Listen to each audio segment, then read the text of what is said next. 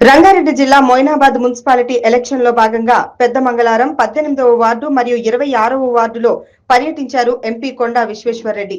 MP కొండా విశ్వేశ్వర్రెడ్డి మాట్లాడుతూ BJP బలపరిచిన అభ్యర్థులను కమలం పువ్వు గుర్తుపైన ఓటు వేసి గెలిపించాలని ఆయన కోరారు. ఈ కార్యక్రమంలో ఎంపీ కొండా విశ్వేశ్వర్రెడ్డి, మాజీ ఎమ్మెల్యే కేఎస్ రత్నం, బీజేపీ సీనియర్ నాయకుడు ప్రభాకర్ రెడ్డి, పడిమడి మోహన్ రెడ్డి మరియు బీజేపీ నాయకులు, కార్యకర్తలు, ప్రజలు పాల్గొన్నారు. వికారాబాద్లో ఎన్నో వార్డులను తిరిగినాను. అట్లే ఇక్కడ మొయినాబాద్లో, అటు సురంగల్లా, ఇటంతటి కూడా ప్రచారంలో పోయినాం. ఇంతకుముందు కూడా పరిగి, తాండూరు, వికారాబాద్లో, రంగారెడ్డి జిల్లా అన్ని మున్సిపాలిటీలో ప్రజలకు అవగాహన వచ్చింది. ఏంటంటే మోడీ గారే చేసేటువంటి కేంద్ర ప్రభుత్వం ఇచ్చింది. ఇంతకుముందు కూడా కేంద్ర ప్రభుత్వం ఎంతో చేసినా కూడా వీళ్ళు మేమే చేస్తామని ఇంతకుముందు ఉన్న ప్రభుత్వం తండ్రి కొడుకు ఓ 5-10 ఏళ్ళ కింద కరోనా వచ్చినప్పుడు కూడా బియ్యం ఎవరిస్తుందంటే కేసీఆర్ కొడుకనే అందరూ. ఇప్పుడు ప్రజలకు అవగాహన వచ్చింది ఏంటంటే బియ్యం కాడి నుంచి ఏ అభివృద్ధి కార్యక్రమం అయినా ఎవరిస్తుందంటే మోడీ గారు ఇస్తున్నారు. పెద్దమంగళారం గ్రామంలో ఆ సొంతూరు ఇక్కడ మాకు ఇద్దరు అభ్యర్థులు ఉన్నారు. మమతారెడ్డి గారు, అట్లనే సరిత గౌడ్ గారు.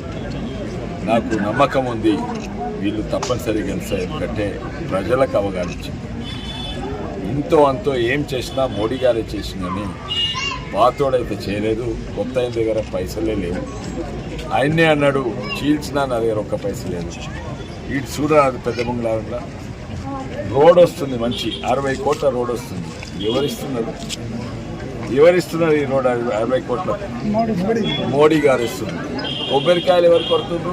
3 మంత్రులు కాంగ్రెస్ కొబ్బరికాయలు కొడుతున్నారు. సొమ్మొకంది సోకొకంది. ప్రజలకు అందరికీ తెలిసింది. నాకైతే నమ్మకం ఉంది బీజేపీ పార్టీ బాగా లేస్తున్నది, ఇంకా ఎక్కువ లేస్తుంది. ఇప్పుడు వార్డు మెంబర్లు ఎంతోమంది గెలుస్తారు.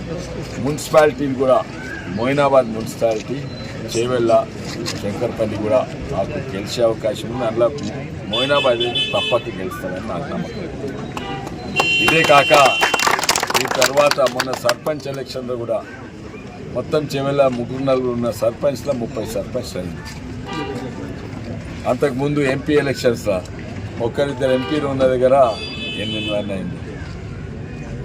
రాజకీయాలైనా, లేకుంటే ఆర్థిక శాస్త్రమైనా, లేకుంటే వైద్య రంగంలో అయినా, లేకుంటే ఇంజనీరింగ్ అయినా, నువ్వు ఎంత పెద్దగా ఉన్నావు, ఎంత బలంగా ఉన్నావు కాదు, నువ్వు ఎటు దిక్కు వస్తున్నావు. వాళ్ళు అధికారంలో ఉన్న పార్టీ అన్నీ కింద పడుతున్నాయి. 60 ఏళ్ళు కాంగ్రెస్ ఉన్న పార్టీ ఇప్పుడు ఎక్కడ పోయింది? ఎటు లేకుండా పోయింది. టీఆర్ఎస్ తండ్రి కొడుకుల పార్టీ ఎటుపోయింది? కింద పడుతున్నది.